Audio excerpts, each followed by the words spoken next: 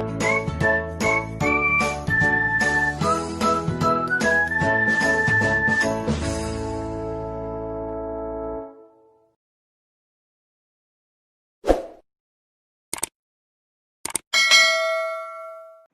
day, class. This is your Queen Tutor. How are you?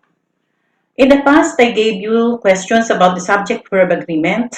I also gave you the answers, but the rules of those questions and the answers were not there.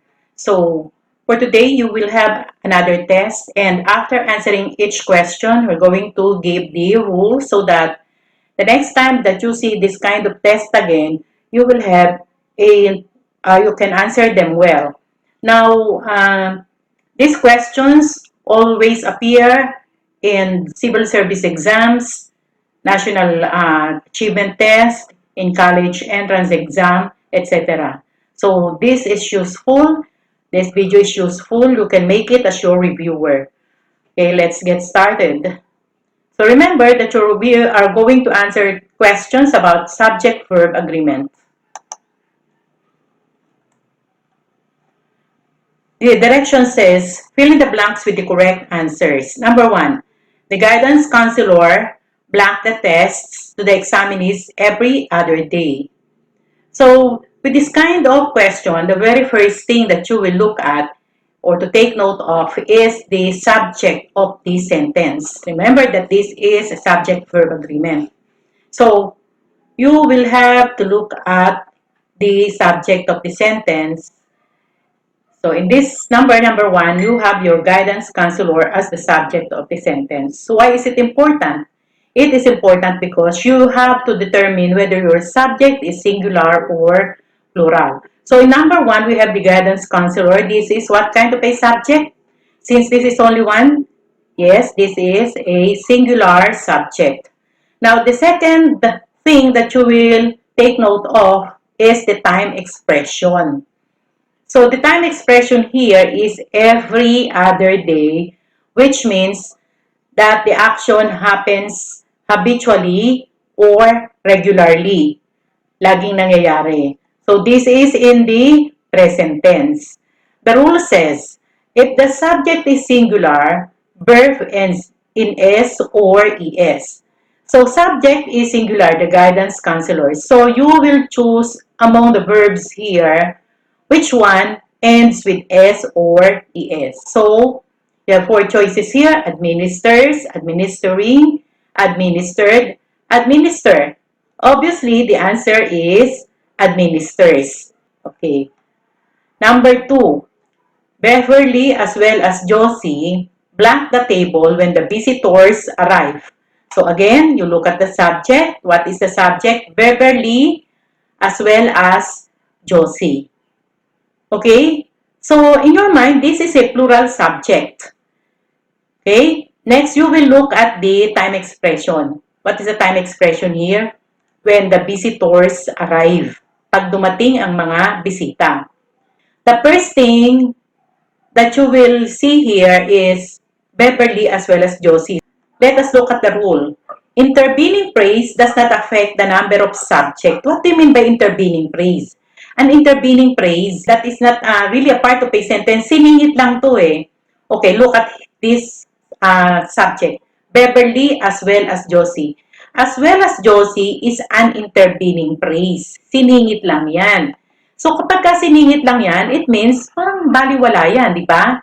So what is the subject here? The real subject. Okay, Beverly. Beverly is only one. Remember again that if the subject is singular, verb ends in S or ES. So, you will ask me, what about as well as Josie? Again, this is an intervening phrase. An intervening phrase does not affect the number of subject. And you have the following as your intervening phrase, as well as, accompanied by, so with, just like. Those are examples of intervening phrase. They will not affect the number of subjects. So if the subject is singular, it is singular. If the subject is plural, it is plural. If the subject is I or you, then the subject is I or you. Okay? So the answer here is Beverly as well as Josie blank the table, the answer is sets. Because the real subject is Beverly. Okay? Number 3. Let's proceed to number 3. Okay, number 3. The brave blank many challenges in life every day. What's the subject? The brave. Simple subject, brave. What is this? An abstract noun or this is an adjective? In this case, the brave here is your subject. Now, you will think that this is only one because brave here is not plural. Okay? Then look at your time expression every day. So the action happens regularly. But the thing is, the brave here is not really a singular subject. What's the rule? We treat this as an adjective. Okay? The rule says, adjective preceded by the word the. Ang adjective, pag pinanganahan ng salitang the, and used as plural noun, this is used as plural noun because you are referring to all the brave people or the brave people. When you say brave people, of course, you are referring to brave people. Okay? Marami sila, yung mga brave. They take a verb in the simple form. So, sabi, adjective preceded by the word the and used as plural noun takes a verb in the simple form. So, the brave here is not singular but plural. Tandaan nyo, kung ito'y pinangungunahan, yung brave na yun, adjective na yun, ay pinangungunahan ng word the, yung verb niya dapat simple form. So, let's see, what is the simple form of the verb here? Is it the brave blank, many challenges in life every day? Is it facing, faces, faced, or face? Of course, the answer is face because it says here again that adjective preceded by the and used as plural noun takes a verb in the simple form. So, yung adjective, pinangungunahan ng salitang the, kaya ang gagamitin yung verb ay hindi nagtatapos sa S or ES. Okay. Number 4 is, the soil in the garden blank sticky. So what is the subject here? The soil. Is there any time expression? None. But since that this test is for the subject-verb agreement test, so again, we go back to the rule. If the subject is singular, verb ends in S or ES. If the subject is plural, verb must be in the simple form.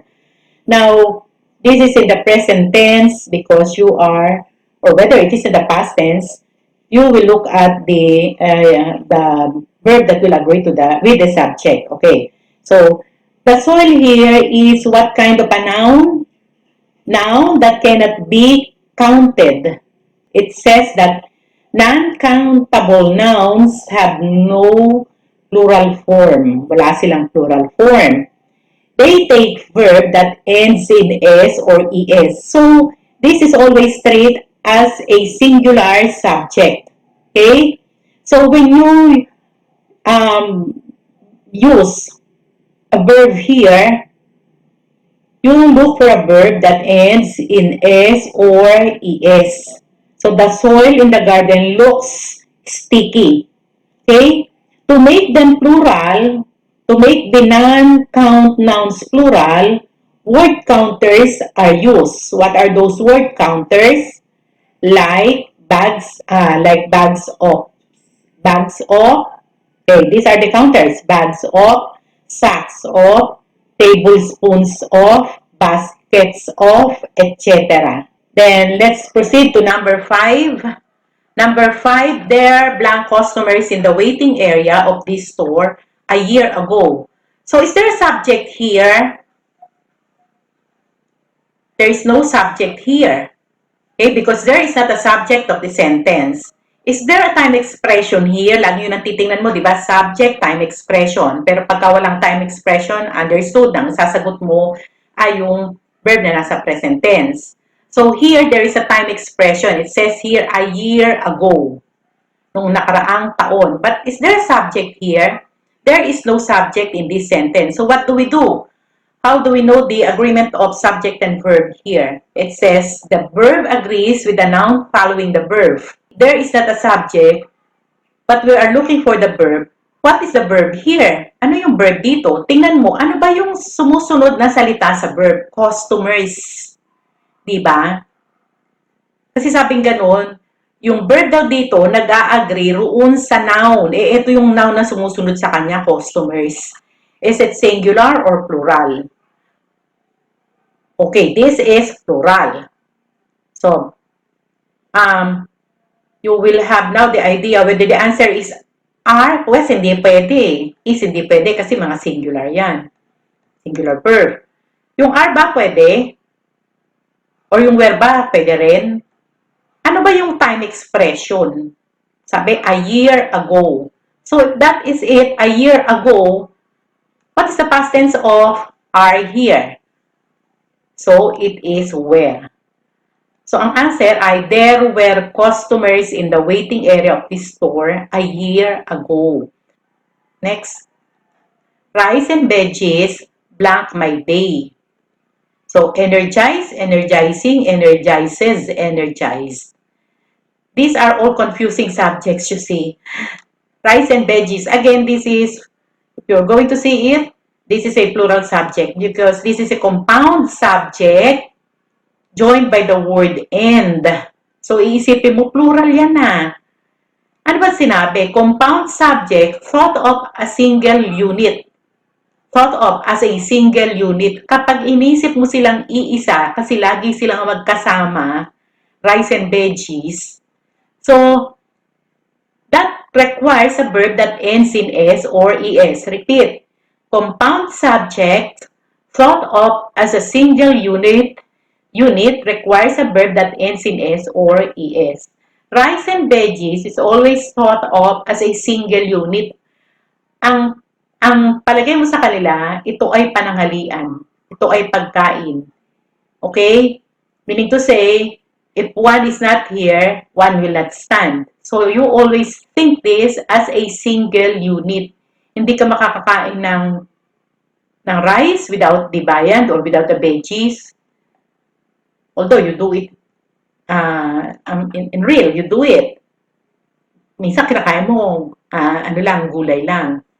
But you see, in subject-verb agreement, they are always considered as a partner.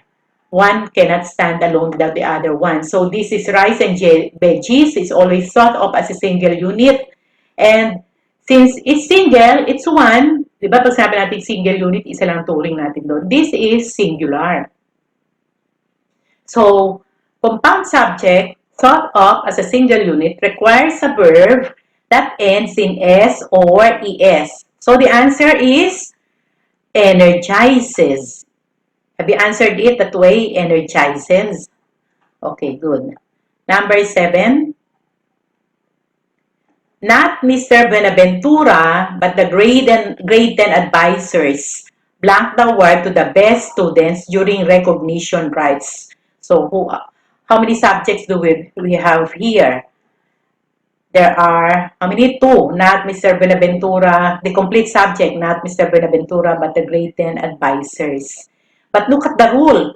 Verb agrees with the positive subject. So what is the positive subject here? Is it Mr. Buenaventura?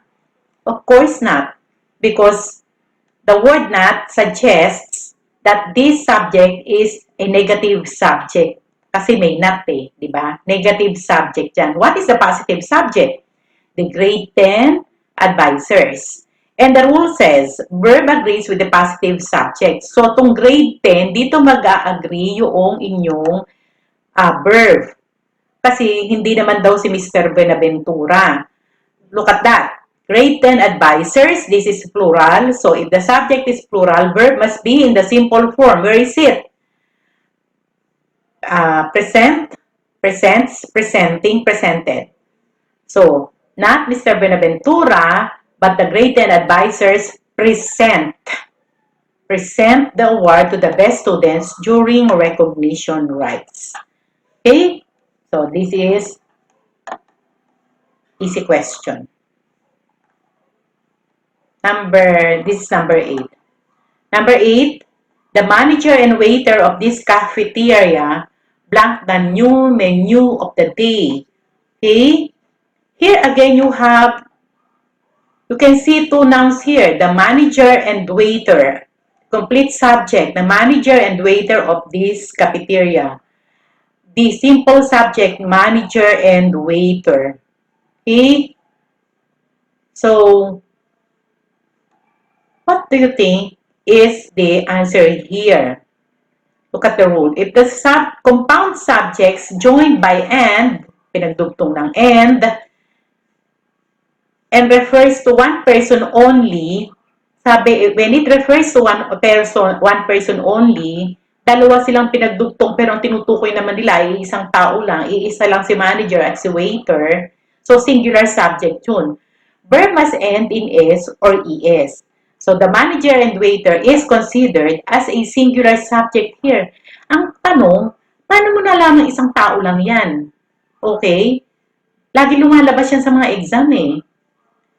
Anong ano dyan? Anong clue? Eto, the manager and waiter. Isa lang. Pero pag itong and, nasingitan ng the manager and the waiter, okay, the manager and the waiter, o sinabing a manager and a waiter, dalawa na yon. Okay? If you see an article D or A or N after the word, the conjunction and, then it means two persons. Okay? But here, the manager and waiter is only one. Okay? So this is a singular subject. And it says here that if the compound subject joined by and refers to one person only, verb must end in S or ES. So the manager and waiter is only one. It refers to a single person. So the answer is launches. Launches yan. Okay? Because you treat the manager and waiter as a singular subject. Because this refers to only one person. Manager na siya, waiter pa siya. Okay? Next number 9. Okay. Here blank the players wearing blue and yellow uniform. So, the verb agrees with the noun that follows the verb. There is no verb here. But what is the noun beside the verb? The players. Players is plural. So, if the subject is plural, verb must be in the simple form. So, the players wearing blue and yellow uniform. Okay, is it comes, come, coming, come, and comed? So, the answer is come. Here come the players wearing blue and yellow uniform. Okay, just like the rule in there. Here and there, they are not subjects. Okay, and if you see this kind of sentence, the inverted subject and verb, kabaliktad, verb agrees with the noun that follows the verb. Okay, next number 9 says $100 blank me going through the years. Okay, this is the amount of money, $100. It says here expressions of measurements, time, and money usually requires a verb that ends in S or ES. Kapag daw ang nakalagay dyan ay measurements, time, and money, yung daw verb ay laging nagtatapos or kailangan dyan ay verb na nagtatapos sa S or ES. So, you treat that as your singular subject. $100, although it's 100, whether it's 1 million, blank me going through the years. So, what's the answer? The answer is keeps. Okay? Because it is an expression of money. $100, 1 million pesos, keeps me going. 4,000 yen, keeps me going. Okay? But there are some additional rules here. Says, however, these expressions can be singular or plural. Yung amount of money, distance, measurement, they may be singular or plural. If the focus of your sentence is the total amount, use singular verb. Okay? Total amount. How much money do you have? Sasabihin mo, $100 is the total money that I have. Because you are expressing the total amount. Okay? If the focus of your sentence is on multiple units, use a plural verb. So, for example, you have $100 in your pocket. But you think it as a multiple unit. Ang ano mo naman sa kanya, iniisip mo, marami to. Paano mo naman malalaman kung marami? Sabi niya ganun kasi, there are $100 or $2 in my bag. One for Gilbert and one for Raymark. So, you thought it as a multiple unit, okay? Thank you and have a good day. So long, folks. See you next round. This is Quick Tutor at your service. Don't forget, if you speak English well, bright future lies ahead. Bye for now.